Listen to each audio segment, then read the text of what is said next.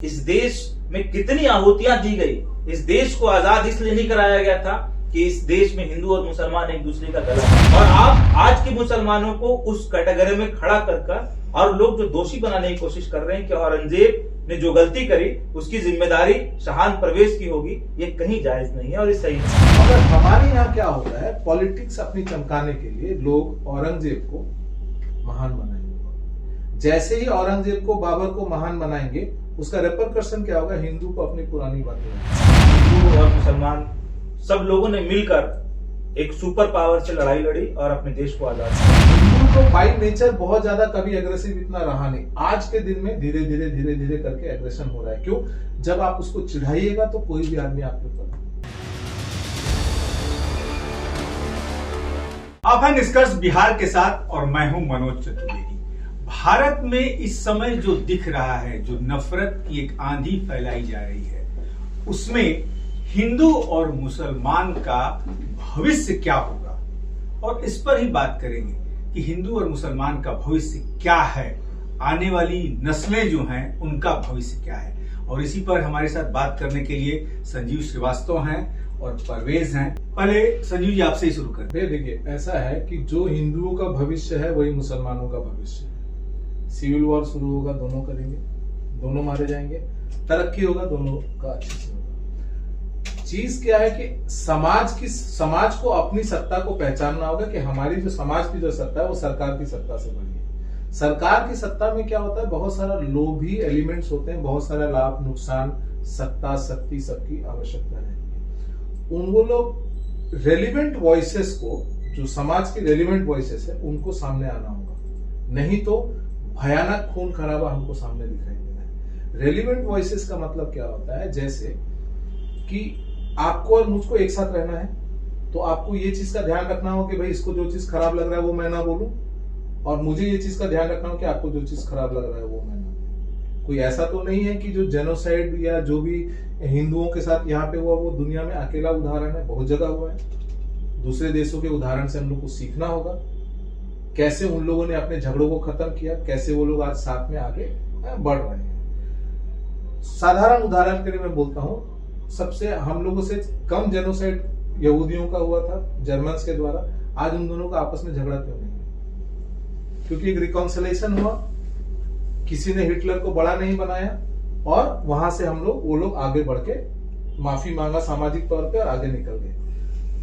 मगर हमारे यहाँ क्या होता है, पॉलिटिक्स अपनी चमकाने के लिए लोग औरंगजेब को महान बनाएंगे। जैसे ही औरंगजेब को, बाबर को महान बनाएंगे, उसका रेपरकशन क्या होगा, हिंदू को अपनी पुरानी बातें याद आएंगी कि जब हम लोग बटे हुए थे तो हम लोग का बहुत नुकसान हुआ, छोटे छोटे रजवाड़े में थे, तब हमारी ताकत नहीं थी। अंग्रेजों के जमाने में ताकत देखी, वर्ल्ड वॉर भी जीता, उस्मान को हराया। मुगलों को तो खैर महाराणा प्रताप ने ही सरेंडर करा दिया था, 36,000 सिपाही सरेंडर किए थे दुनिया का दूसरे।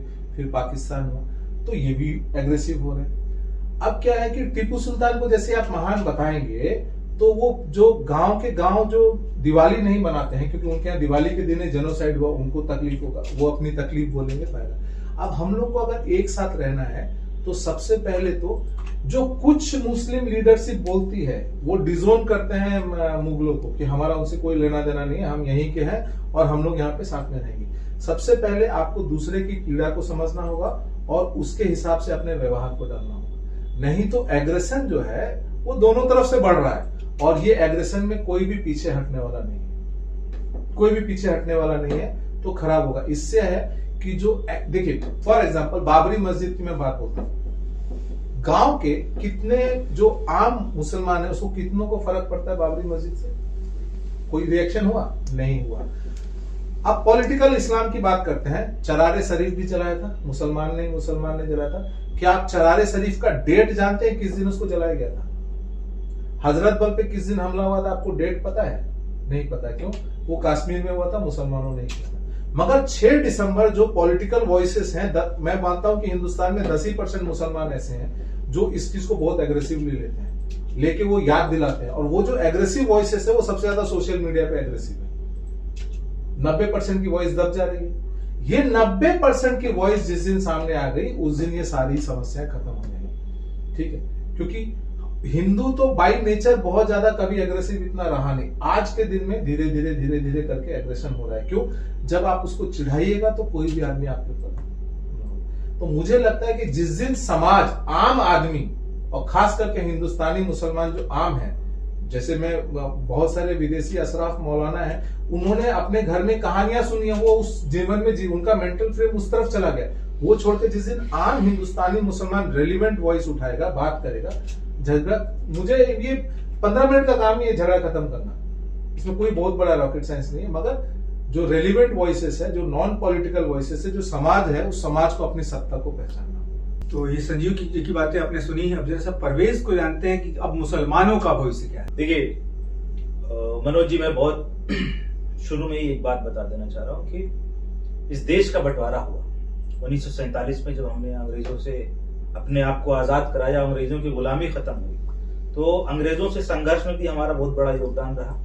तब हमको नहीं पता था कि हिंदू और मुसलमानों की लड़ाई क्या होती है। हम हिंदू और मुसलमान सब लोगों ने मिलकर एक सुपर पावर से लड़ाई लड़ी और अपने देश को आजाद कराया।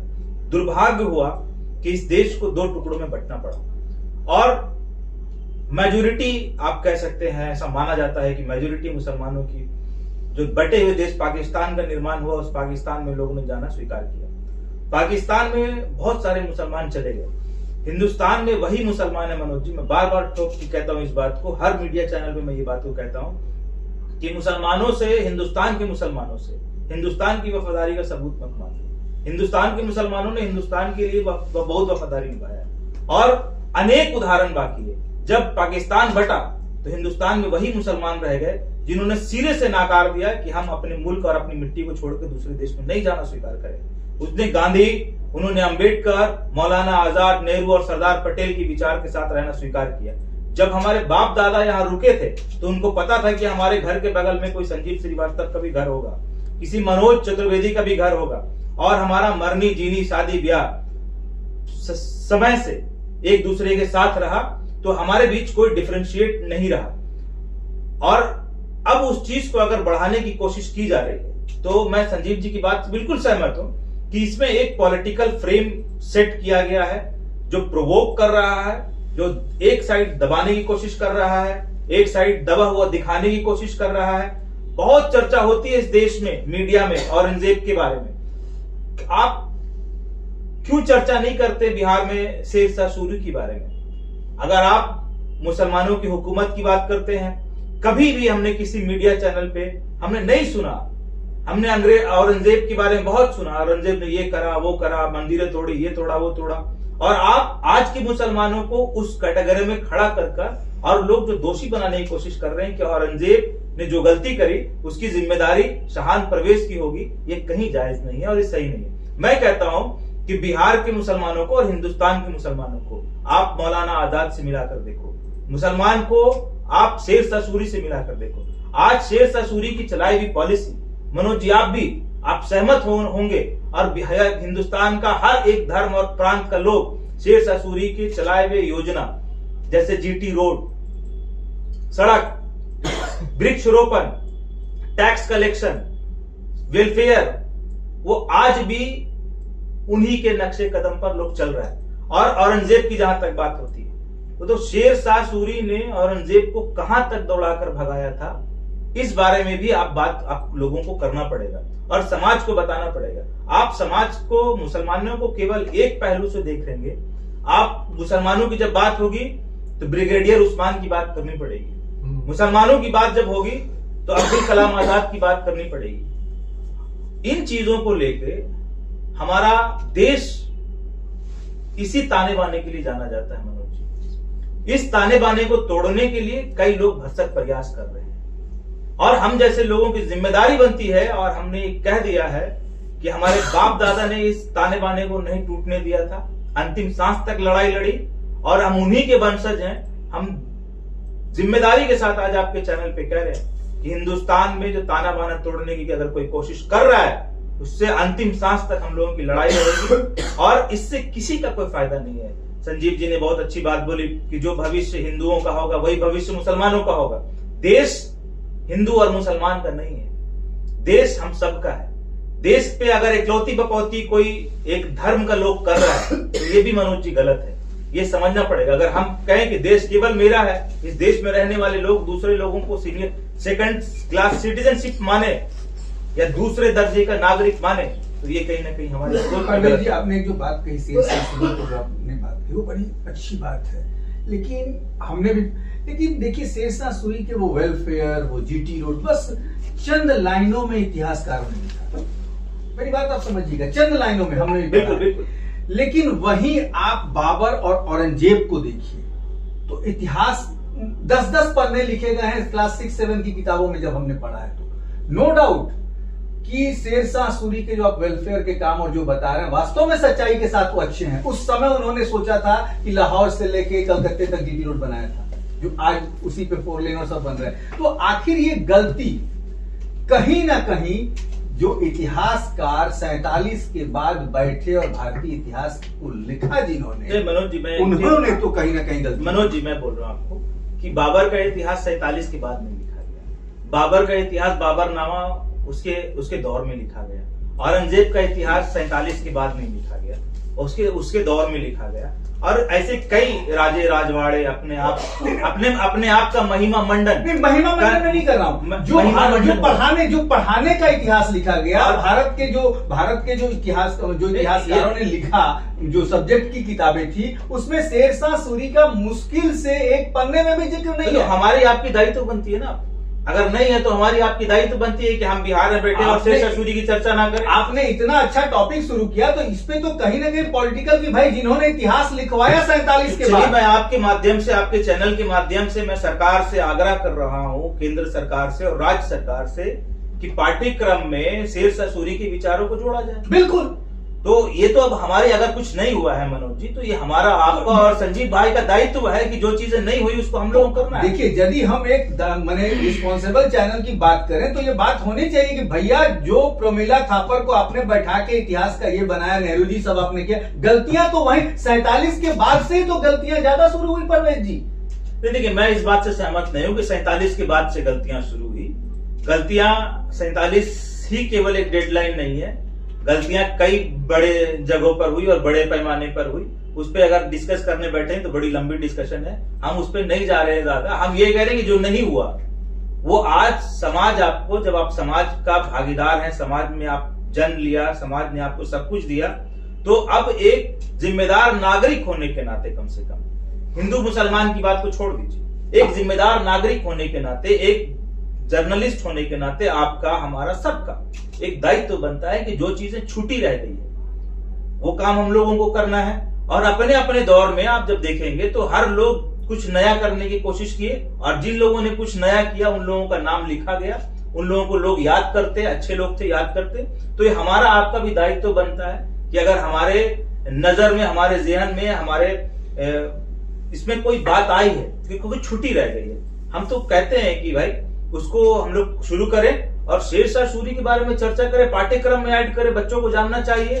वीर अब्दुल हमीद अंसारी के बारे में हमको बताना होगा, और देश कैसे बना, इस देश में कितनी आहुतियां दी गई। इस देश को आजाद इसलिए नहीं कराया गया था कि इस देश में हिंदू और मुसलमान एक दूसरे का गला काटे। इस देश को जब बनाया गया था तो इस देश को बनाने में कई जो बलिदान हिंदुओं ने दिया, कई बलिदान मुसलमानों ने दिया, सिखों ने दिया, और सब लोगों ने दिया, सब धर्म, सब प्रांत, हर राज्य के लोगों ने दिया। तो उन लोगों का ये मकसद नहीं था कि हम 40, 70, 80 साल के बाद बैठकर एक दूसरे को गाली दें और एक दूसरे का गला काटें। उन लोगों का ये था कि ये देश आगे बढ़े। और आज अगर बात होती है 5 ट्रिलियन इकोनॉमी की, तो इस पर डिस्कशन होना चाहिए। आज बात होती है, संजीव भाई ने कहा, बहुत अच्छी बात कही, कि जो देश का भविष्य होगा वहां देश में रहने वाले लोगों का भविष्य होगा।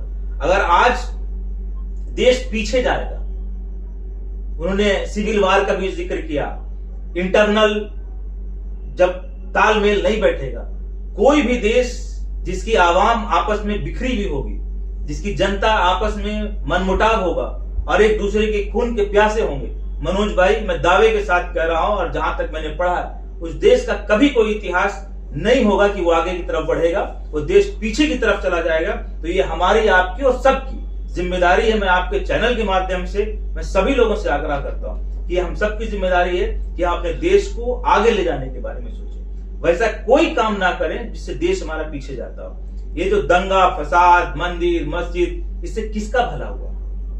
आपने एक जजमेंट उठाया, राम मंदिर के बारे में बोला, संजीव भाई ने बोला कि पूरे देश का मुसलमान तो कोई मतलब नहीं था, कहां कोई आंदोलन खड़ा हुआ? एक बात अभी कल मैं किसी चैनल पे था, वहां हमसे पूछ लिया गया कि बीफ बैन हो गया है आसाम में। अब आसाम के मुख्यमंत्री ने बीफ बैन कर दिया तो मुसलमानों को क्यों कटघरे में खड़ा करेंगे आप? ये सवाल मुसलमानों से नहीं होना चाहिए कि बीफ बैन क्यों हो रहा है। मुसलमान कब बीफ बैन के समर्थन में या उसके विरोध में खड़ा हुआ? अगर बीफ बैन हुआ तो आज भी मनोज भाई मैं कह रहा हूं कि केवल 10 राज्यों में भारत के बीफ बैन है और कुछ अन्य राज्यों में आंशिक बैन है, मगर कुछ राज्य आज भी भारत के ऐसे हैं जहां बीफ बैन नहीं है, ओपन है, जहां मुसलमानों की आबादी भी नहीं। मैं एक उदाहरण के तौर पे आपको बोल रहा हूं, गोवा। संजीव जी, वास्तव में ये एक सच्चाई है, बीफ बंद होता है, मुसलमान अपना पूरा बड़ा पिक्चर को देखिए। एक छोटा सा उदाहरण, 2 उदाहरण, 4 उदाहरण से नहीं, 1947 के बहुत पहले से हिंदू मुस्लिम पॉलिटिक्स शुरू हुई, ठीक है। 1947 से नहीं, मैं जब ये बोलूंगा कि सुहा, ये जो आपके सबसे पहले मुस्लिम लीग की स्थापना किसने की थी, वो एक आगा खान ने स्थापित किया था और उसका कोई रेलिवेंस नहीं था जब तक कि पाकिस्तान का डिमांड शुरू नहीं हुआ तब तक। तो चीज क्या है कि 47 के पहले से है। 47 के बाद क्या हुआ कि हम लोगों ने कभी भी एफर्मेटिव स्टेप्स नहीं, अगर इतिहास गलत लिखा गया तो रोमिला थापर ने कोर्ट में जाके माफी भी मांगी। आप राजनीति के लिए जैसे ही पीडीए और दलित और ये और सारे चीजों को हर जगह घुसाएंगे, आप जैसे कुछ देर पहले प्रवक्ता कांग्रेस के हमारे साथ बात कर रहे थे, उन्होंने झूठ मूठ का वहां पे सभी जाति को भी घुसाया, हिंदुओं को छोटे छोटे टुकड़ों में सब कुछ किया। तो उससे होगा क्या कि काउंटर तो नैरेटिव खड़ा होगा, काउंटर नैरेटिव खड़ा होगा। अब आप उसको जाति में बांटना चाहेंगे, अगले वाला बांटेंगे तो कटेंगे कह देगा तो हंगामा हो जाएगा। इतिहास अगर गलत लिखा गया तो उसको कोर्ट में चैलेंज भी किया गया, और इतिहास गलत लिखने से ज्यादा जो बड़ा गुनाह है वो ये गया है कि इतिहास पार्शियल लिखा है। आप एक 400 साल के राजवंश को बहुत बढ़ा चढ़ाकर दिखाते हैं और उसी देश में हजारों हजार साल चलने वाले राजवंशों को छुपा देते हैं। बात समझ गए? ये एक टेक्निकल एरर था जो कि सभी लोग बोलते हैं कि इसको रिवाइज कर देना चाहिए। और दूसरा चीज है कि रिवाइज करके आपको जो रेलिवेंट वॉइसेस हैं सोसाइटी की, उसको बाहर निकल के बोलना होगा कि भाई तू जात का बात करेगा तो हम रिवोल्ट करेंगे, तुम धर्म का बात करेगा हम तो। आज एक बात सुनिए, AIMIM वक्फ एक्ट जब से चर्चा में गया है, आपने ऑल ऑफ इस देखा होगा AIMIM बहुत ज्यादा एग्रेसिव हुआ है, बट क्या वो वोट में कन्वर्ट कर पा रहा है? इसका मतलब क्या है? जो कॉमन इंडियन मुस्लिम सिटीजन है वो आज तक उस एग्रेशन को एक्सेप्ट नहीं कर पा रहा है, वोट में तो नहीं कन्वर्ट कर पा रहे। जमील ने औरंगाबाद से निकल के पूरा मुंबई जाम किया, क्या फायदा हुआ? तो आम मुसलमान आज भी वो नहीं चाहता है। ये होता क्या है भैया कि कुछ जो विदेशी मुसलमान हैं जो आज भी अपने पुराने काल को याद करके जी रहे हैं, उनका डिलेमा है। जो कॉमन इंडियन मुस्लिम सिटीजन है, गांव में जो रहने वाला, जिसको कभी कभी लोग हिंदुआना मुसलमान भी बहते रहते हैं, वो उसमें उतना फर्क नहीं पड़ता है। बट प्रॉब्लम क्या हो रहा है कि वॉइस दबा दी जा रही है। जिस दिन से ये जो कॉमन इंडियन मुस्लिम सिटीजन का वॉइस सामने आएगा, आता है, देखिए इनडायरेक्टली आता है। आज संभल में इतना कुछ हुआ, कहीं किसी देश के किसी कोने में रिएक्शन हुआ? नहीं हुआ। होता क्या है भैया कि आप उन्माद पैदा कर देते हैं। जैसे फॉर एग्जाम्पल, अगर रजा एकेडमी ने, एक उदाहरण के तौर पे दे रहा हूं, रजा एकेडमी ने मुंबई में एक प्रदर्शन किया रोहिंग्याओं के फेवर में। उसमें हुआ क्या? 6 पुलिस कांस्टेबल को बुरी तरह से मोलेस्ट किया गया। जो अमर जवान का वहां पे वो था उसको तोड़ दिया गया, ठीक है। उसका नतीजा क्या हुआ? 56 पुलिस वाले घायल हो गए। उसका नतीजा क्या हुआ पूरे इंडिया में? क्या आपको लगता है रोहिंग्या के फेवर में हो गया? या जो मुसलमान घर में बैठा हुआ है, आम मुसलमान, जिसको सुबह से उठ करके अपना काम धंधा घर परिवार का देखभाल करना है, उसको बहुत पसंद आया होगा कि आपने जो भी वहां पे किया उसको। तो चीज क्या है, बट वो जो वॉइसेस है वो दबी हुई है। जिस दिन से वो वॉइस सामने आने लग जाएगा, ये सारे समस्या का जो है वो समाधान अपने आप हो जाएगा। पॉजिटिव वॉइस को बाहर लाना होगा। अब एक बात सुनिए, मीडिया वॉइस कहां से पैदा होता है? मीडिया और सोशल मीडिया। आप मीडिया में देखिएगा, आप किसको बुला रहे हैं? साजिद रशीदी को, जो बोलता है कि मैं एक दिन राम मंदिर तोड़ दूंगा। रिएक्शन क्या होगा? ऐसे ऐसे बेवकूफों को बुला रहे जिसको ये नहीं पता कि इंडिया गेट वार मेमोरियल है या स्वतंत्रता सेनानियों का ये स्मारक है, उसको ये नहीं पता, और छाती ठोक के बोलता है, छाती ठोक के बोलता है। मैं बार बार बोलता हूं कि जिस दिन हिंदू कट्टर हिंदू हो गया और जिस दिन मुसलमान इस्लाम का फॉलोअर हो गया, उस दिन से खत्म हो जाएगा। छोटा छोटा उदाहरण से समझिए। अब जैसे उस दिन साजिद रशीदी ने झूठ बोला, उसने अपने धर्म के दो मेन कॉन्सेप्ट को झुठला दिया, ईमान और इल्म। झूठ बोला मतलब बेईमानी किया। इल्म उसको है नहीं, उसको ये नहीं समझ में आ रहा कि वॉर मेमोरियल है या स्वतंत्रता सेनानियों का स्मारक है, बट बोल रहा है और उसी की वॉइस आ रही है। भले उससे मुसलमान सिटीजन, कॉमन मुस्लिम सिटीजन एग्री नहीं कर रहा, बट बाकी हिंदुओं में जो मैसेज जा रहा है वो क्या है? बात समझ रहे हैं? ये आपको ये बात समझना होगा कि हमारे देश में कुछ पार्टियां ऐसी हैं जो शुरू से लेकर अभी तक गलत गलत गलत गलत डिसीजंस लेते चले गए। आखिरी कमेंट आपसे चाहेंगे परवेज जी कि जो गलतियां हुई हैं क्या उसे सुधार लेना उचित है? दोनों पक्षों को बैठ के, जैसा अब कुछ एक तरह से कह लीजिए कि इंडियन मुस्लिम जो अच्छे धर्मगुरु हैं वो कह रहे कि नहीं भैया सुधार लिया जाए इसमें। ये मैंने बोला कि कभी भी आप हिंदुस्तान में रहने वाले मुसलमानों से इन चीजों सर्टिफिकेट नहीं मांगना चाहिए कभी भी। सर्टिफिकेट नहीं मांगना। हाँ बिल्कुल, ये बात में 100% सर्टिफिकेट। मैंने अपनी कमेंट में ये बात बोला कि सर्टिफिकेट नहीं मांगना चाहिए।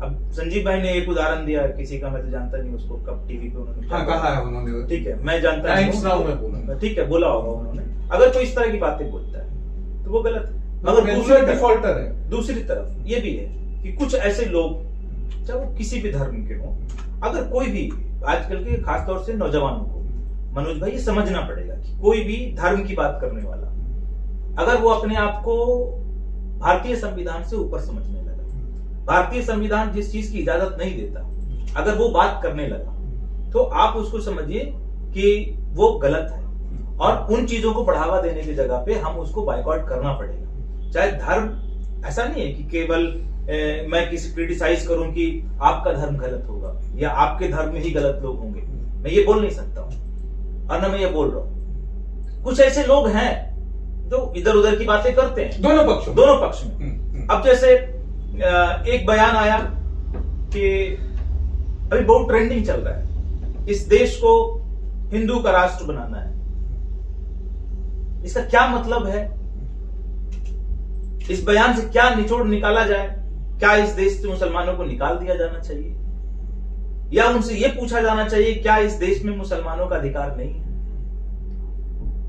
या इस देश में हिंदुओं की आबादी मुसलमानों से कम है? तो कुछ ऐसी चीजें हैं। अभी मौजूदा सरकार के एक पॉलिसी है जो ये कह रही है कि हम CAA लेकर आएंगे। CAA में गृह मंत्री बार बार कहते हैं कि हम भारतीय मुसलमानों का नागरिकता छीन नहीं रहे हैं, हम बाहर से आए हुए नॉन मुस्लिम्स, मतलब हिंदू, सिख, ईसाई और दूसरे धर्म के लोगों का को नागरिकता भारत में देंगे। तो हमने उसमें ये समझने की कोशिश की कि क्या आप जब CAA कानून नहीं था, आप जब नहीं लेके आए थे, ये सरकार नहीं लेके आई, तो क्या दूसरे धर्म के लोग भारत में आके नागरिकता नहीं ले रहे थे? कई लोगों का उदाहरण है, दलाई लामा आज यहां बैठे हैं। आपने एक राइटर थे अभी पाकिस्तान के, क्रिटिक्स जिनको बोलते थे, तारिक फतेह, उनको आपने नागरिकता दिया? नागरिकता नहीं दिया, अप्लाई करा उन्होंने, वो कनाडा के अप्लाई करा था। अभी एक सिंगर थे पाकिस्तान के, उसको दिया, अदनान सामी। उस तरह के कई प्रावधान आपके पास, और कई लोग, भारत में एक प्रावधान पहले से है कि कोई भी व्यक्ति अगर सही आदमी, अच्छा परवेज, बस एक इस सवाल के बाद आप कंप्लीट कर दीजिए कि क्या फिर CAA जो मसला चल रहा है और तमाम मीडिया में चल रहा है, इससे क्या कहीं आपने जो बातें कही वो एकदम सही की, क्या इसके पहले ऐसा नहीं होता था? क्या इससे कहीं भारतीय मुसलमान कहीं डरा हुआ तो नहीं? देखिए, इससे डरा हुआ तो नहीं है, मगर आप जरूर ये बात कह सकते हैं कि शायद एक सरकार है वो डराने की कोशिश कर रही है, क्योंकि आपका इंटेंट, मैंने कहा है कि आप वैसे ही काम कर रहे हैं। आप CAA के पहले कानून था या नहीं था मनोज भाई, पहले भी था प्रोविजन। अब इस प्रोविजन को आपने प्रमोट कैसे किया, कंफ्यूजन कैसे क्रिएट हुआ कि अगर लोग सोच रहे कि नागरिकता जा रही, आप कह रहे नहीं जा रही है, मगर आप पूरा मीडिया चैनल, पूरा सोशल मीडिया एक समाज को टारगेट करके कह रहा है कि नागरिकता छीनी जाएगी, पेपर दिखाओ, पेपर दिखाओ, पेपर दिखाओ। पेपर दिखाने का कॉन्सेप्ट ये जो ठीक है वहम फैला, कैसे फैला, उस वहम पे नियंत्रण सरकार क्यों नहीं कर पाई? तो इस तरह का जो कंट्रोल, जो कंट्रोवर्सी क्रिएट हो रहा है, ये समाज के लिए अच्छा नहीं है। समाज में कोई भी ऐसी चीज नहीं पैदा होनी चाहिए जिससे किसी भी एक पक्ष को लगे कि उसके खिलाफ बनाया जा रहा है, चाहे वो हिंदू की बात हो या मुसलमान की बात हो या किसी और धर्म की बात हो। अगर जिस दिन कोई एक ऐसा बिल आए, सरकार एक ऐसा बिल इंट्रोड्यूस करे जिससे लगे कि नहीं हिंदुओं को डैमेज किया जा रहा है, तो उसका विरोध होना चाहिए और उस विरोध में मेरा समर्थन है। अगर कोई बिल ऐसा आए जिससे ऐसा लगे कि नहीं इसमें मुसलमानों को डैमेज करने की कोशिश मेरा एक क्वेश्चन है, सीए के खिलाफ तो उसमें हिंदू पक्ष के लोगों को खड़ा होकर और उसमें समर्थन करना चाहिए कि ऐसा नहीं होना चाहिए।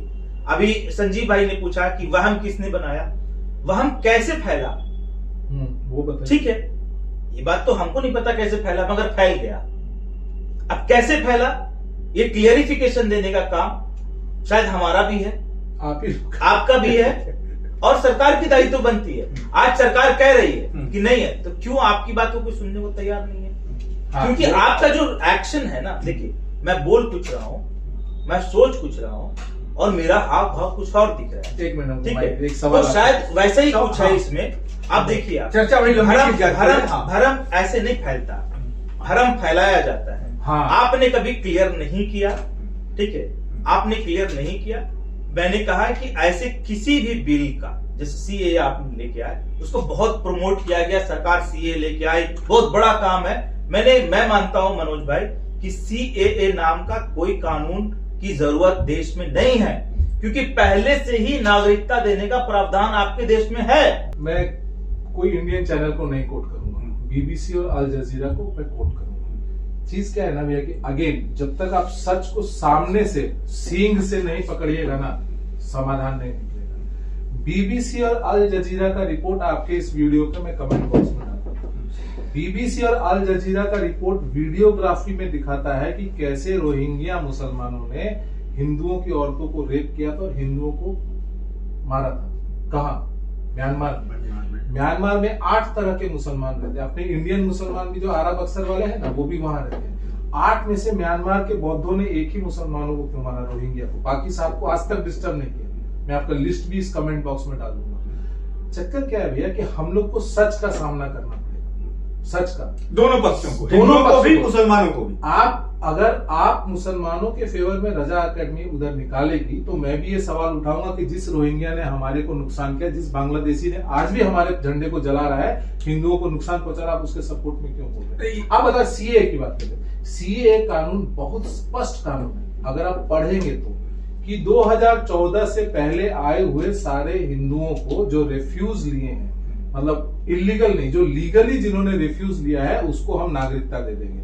इसको अगर मैं सिंपल शब्दों में बोलूं तो there is a huge file pending. यही हिंदुस्तान में सिटीजनशिप को लेकर बहुत सारा फाइल पेंडिंग पड़ा हुआ, एक कानून बनाएंगे, सारा फाइल डिस्पोज हो जाएगा। हुआ, उसको 2 लाइन पढ़ लेने के बजाय ये जो भ्रम फैलाया गया, इतना बड़ा जो शाहीन बाग किया गया, जो फ्यूचर में दंगे में कन्वर्ट हो गया, और उस दंगे में फिलिस्तीन के पैटर्न पे गुलेल सब सामने आ गई, इसका नेगेटिव मैसेज गया। यही मैं बोल रहा हूं कि जो रेलिवेंट वॉइसेस हैं, जो चीजों को समझती हैं, अगर वो उस समय सामने आके बोलती कि बॉस मात्र 28,400 लोगों को सीए कानून से सिटीजनशिप मिल रही है, उसके अलावा इसमें कुछ नहीं है, तो ये घटना नहीं। संजीव भाई, ये आपने बड़ी अच्छी बात कही कि सीए से हम लोग नागरिकता देने की बात कर रहे हैं, इसमें कंफ्यूजन पैदा किया गया। कंफ्यूजन पैदा कैसे हुआ, आप हमसे पूछ रहे थे, कंफ्यूजन पैदा कैसे हुआ? सीएए को लाने की कोई जरूरत नहीं। मैं फिर से बोल रहा हूं आपको कि भारत में कोई भी रिफ्यूजी, वो तो ये भी कह रहे हैं कि मात्र 29,000 आदमी कोई सीए अभी भी दे सकते, बिना सीएए के भी दे सकते हैं। तो इसमें आप लोगों को परेशानी, कोई परेशानी नहीं है किसी को। परेशानी तब हुई जब सरकार का मंत्री खड़ा होकर चुनावी रैलियों में इसके लिए शाहीन बाग भी आपने शाहीन किया। बाग का जिक्र किया, मुसलमानों शाहीन बाग किसने किया? सीए के मसले पे ही शाहीन बाग हुआ कह रहे था। कि प्रदर्शन मनोज भाई होता है। हाँ। उसमें केजरीवाल भी गए। नहीं, मैंने बोला महीनों पटना में भी मैंने बोला देखा। सरकार की नीतियों के खिलाफ प्रदर्शन होता है। बिल्कुल। और सरकार की नीतियों के खिलाफ प्रदर्शन, अभी किसान आंदोलन भी हुआ। हाँ। सरकार बोली कंफ्यूजन, आओ बैठो बात करते हैं। आप क्यों बैठा के बात नहीं की? मेरी बात सुनिए, आज आप कोई प्रदर्शन करते हैं, कल बीपीएससी का छात्र प्रदर्शन किया, सरकार का आज बयान आ रहा है कि ऐसा कोई बात नहीं है, आपको कंफ्यूजन है, आइए बैठ के बात करते हैं। आप क्यों बात नहीं किए? और आपके मंत्री फिर उसको गोली मारो सालों को इस तरह का अगर बयानबाजी करने लगे तो कंफ्यूजन यहां से पैदा होता है। तो मैं ये कह रहा हूं कि ये सारी चीजें नहीं होनी चाहिए थी इस देश में जो हुई है, और आगे ऐसी चीजें नहीं हो उस पर विचार किया जाना चाहिए। आप सीएए के बिना आज भी संजीव भाई बता रहे 28,400 लोगों को ही सीए के दायरे में थे वो। ठीक है, आज भी बिना सीएए के आप नागरिकता दे सकते हैं। चलिए मैं कह रहा हूं वो है कि आज भी आप नागरिकता बिना सीएए के दे भैया सकते इसका हैं। सॉल्यूशन एक ही है। देखिए इसका सॉल्यूशन अब एक ही है कि जहां भी जिसको तकलीफ हो रही है उस तकलीफ को आपको दूर करना होगा। चित भी मेरी पट भी मेरी, दोनों तरफ से अगर होगा तो मतलब ये सरकार के ऊपर है, सरकार के ऊपर नहीं, ये समाज के ऊपर। समाज के भैया सरकार बनती है वोट से, वोट समाज देता है। वोट समाज देता है। अब अगर समाज को जातिवाद पसंद है तो उसका काउंटर भी पैदा होगा, समाज को धार्मिक उन्माद पसंद है तो उसका काउंटर भी पैदा होगा। तो ये तो समाज, अभी सीए में ही अगर उस समय की कुछ प्रबुद्ध मुसलमान नेता खड़े होकर बोल देते कि तुम क्यों शाहीन बाग कर रहे हो, ये तो सिंपल कानून है, इतना बड़ा इशू क्यों क्रिएट नहीं संजीव भाई, इसमें ठीक है, आप जो बात बोल रहे हो वो सही है, एक पॉइंट सही है। जो रेलेवेंट वॉइसेस हैं उनको सामने आना पड़ेगा। बिल्कुल ये सही है। ये परवेज जी भी ये अब स्वीकार जैसे कर मैं आपको एक और उदाहरन देता नहीं, हूं। आज ये- के दिन में भी प्लेसेस ऑफ वर्शिप एक्ट लेकर अब उस पे नहीं जाते। अब नहीं, उदाहरण दे रहा हूं। हाँ। देखिए मुसलमान जो नेता है वो प्लेसेस ऑफ वर्शिप एक्ट ऐसे प्रेजेंट करते हैं जैसे ये बहुत बड़ा उल्लंघन हो गया, जबकि उसमें एक लाइन दिया हुआ है कि ये इन मॉन्यूमेंट्स के ऊपर इफेक्टिव है। चलिए, तो ये दोनों पक्षों से सुनने में यही पूरा जो इसका निचोड़ सामने आया कि जो दोनों पक्षों के जो वैसे प्रबुद्ध लोग हैं, ऐसे कोई कानून आते हैं उसकी बारीकियों को पढ़ के अपने समाज को ये बताएं कि नहीं ये ऐसा नहीं है, ऐसा नहीं है, ताकि दोनों पक्षों में वो जो गंगा जमुना की तहजीब कही जाती है वो हमेशा बनी रहे। मनोज चतुर्वेदी।